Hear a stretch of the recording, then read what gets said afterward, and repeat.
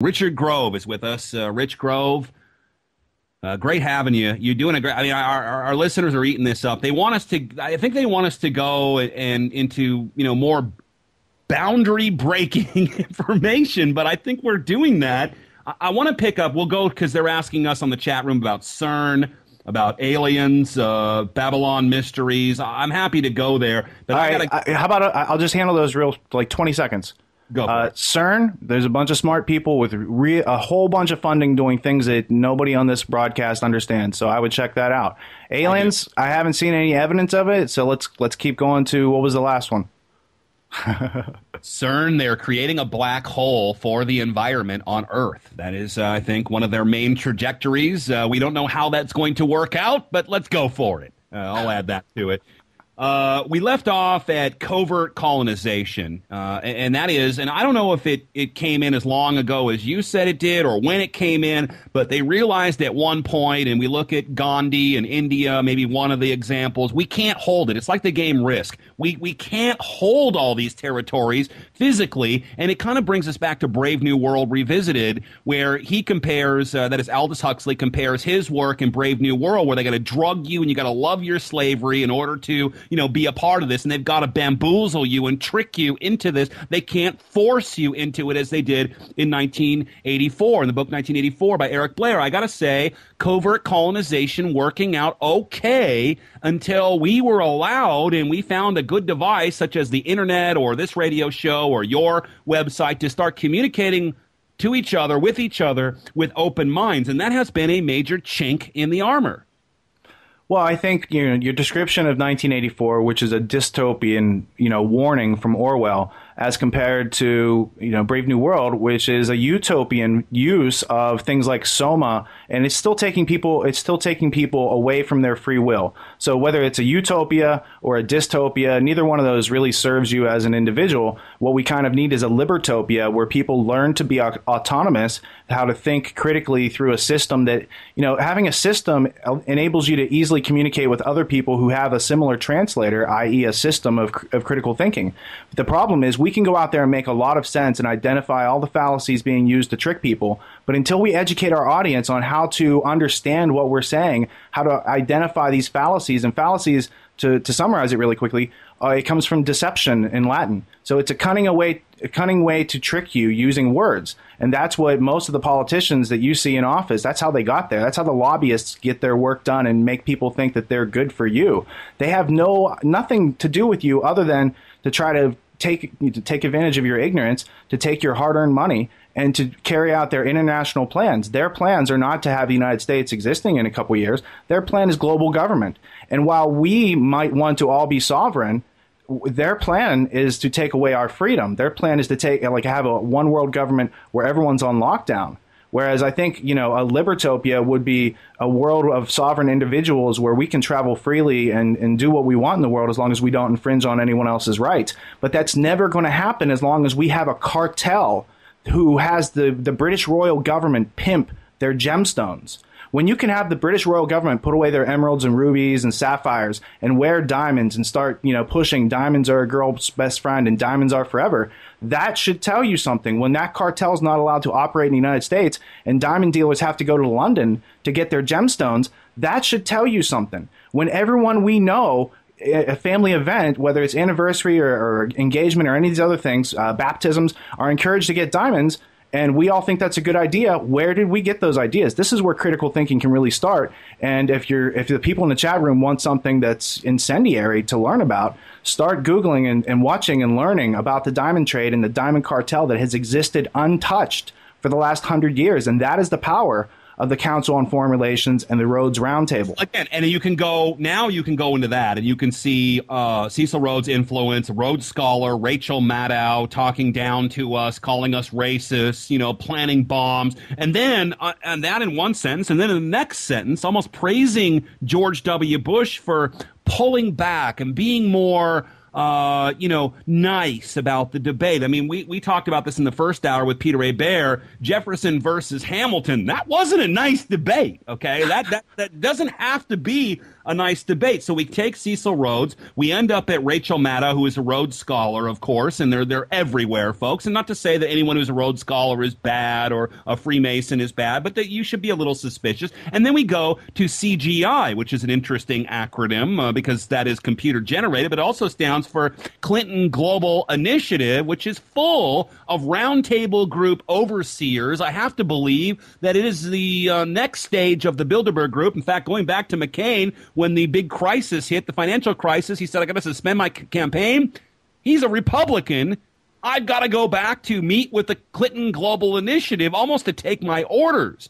And yet this is sliding by under the radar, Rich. The sooner that we realize that the people who we call our representatives in government are actually well-paid actors, and they're going from scripts. George W. Bush was an actor. He played a good role. He convinced us all that he was dumb and there's nothing going on but his dumbness. And meanwhile, he set up the whole Obama administration, and Obama's administration has hit this fraud-taking scheme, economic freebasing, without missing a step. I mean, it's obvious that no matter whether it's Republican or Democrat, it's a right foot, left foot. There's a torso above it, above this liquid layer that they show you on TV. And that is made out of these cartels in this roundtable and the Council on Foreign Relations, Trilateral Commission, Bilderberg Group, all these elite working groups that are actually controlling everyone who's listening to this broadcast, whether they like it or not. But let's learn our way out of it. Yeah, you may not like it. Sometimes the medicine doesn't taste very good. Richard Andrew Grove, again, tragedyandhope.com. Go look at this great site they put together. It's not like anything else you've seen, so just go check it out. And again, it's interactive. It's a Facebook without CIA, and it's fun to be over there. The new series, What You've Been Missing, Exposing the Noble Lie. I hear I'm in part 2. But let me say this. You brought up 2 really fun words. Libertopia. The first rule of Libertopia, there is no utopia, and economic freebasing. So thank you very much for adding that to the Deadline Live lexicon. Hey, no problem. I will admit that I took economic freebasing from Robin Williams, but I figured he was only using it once, and I could use that word, that phrase every day. So, well, we should all be using it, and I think, recycle. Drunken sailors is, will you give a blank check to a drunk and send them into a bar? Because that's kind of what we've been doing. And I'm sorry I didn't buy into the whole Tea Party. In the beginning when we were the Tea Party, certainly I did. But, the whole what ended up as the Tea Party and this new, quote-unquote, Newt Gingrich Part 2 revolution with O'Boner in charge of it, the new power couple in Washington, D.C. I wish I could buy into it. I'd love to be on that bandwagon like the Obama bandwagon and so many others, but it ain't flying. It can't get off the ground. Even the Wright brothers laugh in its face. Well, one might try learning about dynamics of groupthink, because when a bunch of people get into a group, they stop thinking for each other and they start listening to a leader. And that's exactly how groups like the Tea Party, which started out as a legitimate, grassroots, independent, concerned group of people, and it gets usurped because they see it's a powerful threat, and they bring in, and all of a sudden, everyone in America thinks it's created by Palin, right? So. Right. Well, we're going now. We skipped that because what's after T? We're skipping the U party. I thought that would be a good place to go next. We're going right to the V party, baby. That's the next movement that they'll try to usurp, and we'll get there eventually. Richard, we've only got here about a minute or so for you. I did want to ask you about brain software, but take us anywhere you want to go. peacerevolution.org, tragedyandhope.com. Richard Andrew Grove, great stuff. I got a minute for you. Put anything on the record you like.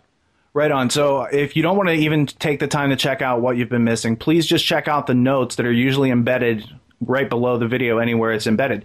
There in the notes, you're going to find all the information we're really trying to point you toward that can open your mind up to these new topics. And as far as the brain software, it's a software where I take individual subjects and show you how they're connected together so that you can form an understanding and learn to explore on your own. So it's completely open. Links are in the notes, tragedyandhope.com and peacerevolution.org. Attaboy. Well, I appreciate your time and sharing the thought process with it, and I look forward to more of your work, and I always love having you on, so anytime you want to come, you got it, man. There it is. Richard Andrew Grove, thanks for joining us. Appreciate it. Thank you so much, Jack. Thank you, everyone.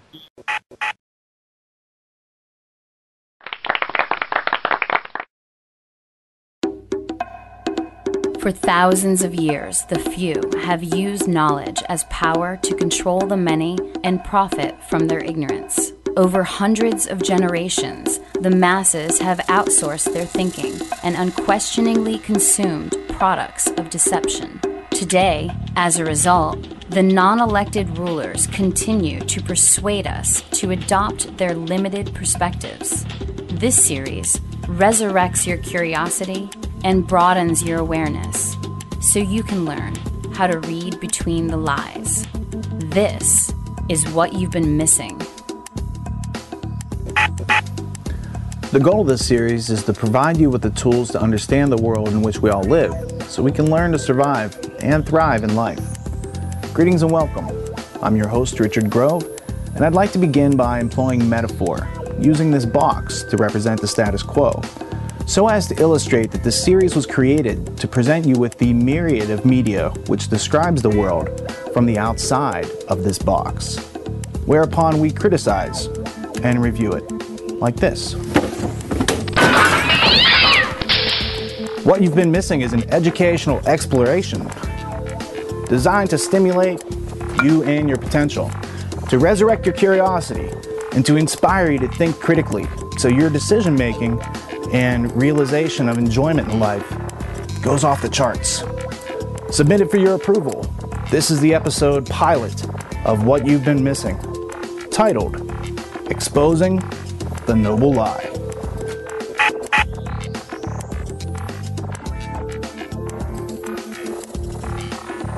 We've got a lot to catch up on, and here's why. Our research over the past 7 years has uncovered the following 3 facts. 1. That the systematic form of critical thinking upon which the Western world was built was taken out of our education system in the 19th century.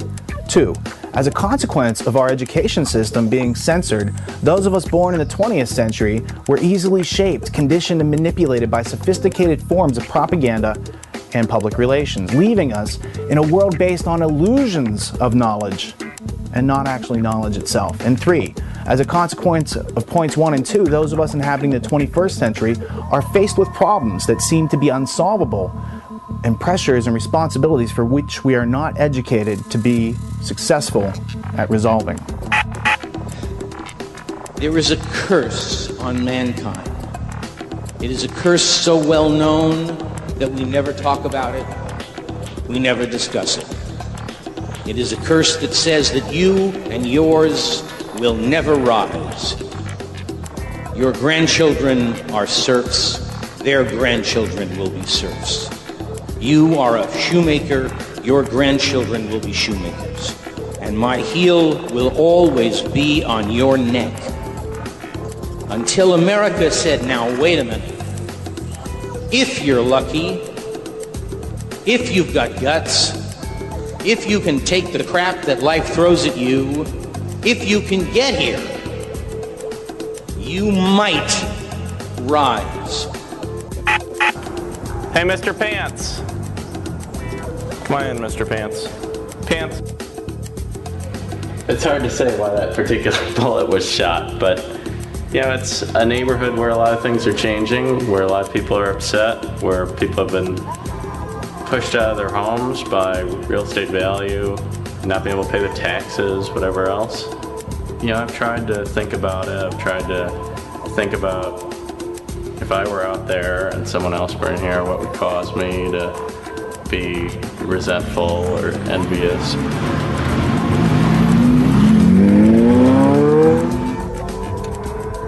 The south side of Chicago is one of the poorest inner city communities in America. But now rich people are moving in and creating some serious changes in the neighborhood. What used to be housing projects are suddenly condos, and you wonder what impact you're having on the city and who lives here, who can afford to live here.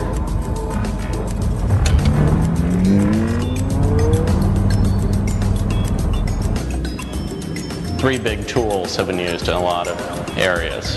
First, you build a big police station. Secondly, you tear out all the basketball courts. And lastly, if there's a local public school that poor people attend, you tear down the school. This land is worth more than what the niggas over here can give them. So What can you do with them? Displace them, and the ones that you don't want over here, you get rid of. You get rid of. You know, and what you use as an excuse.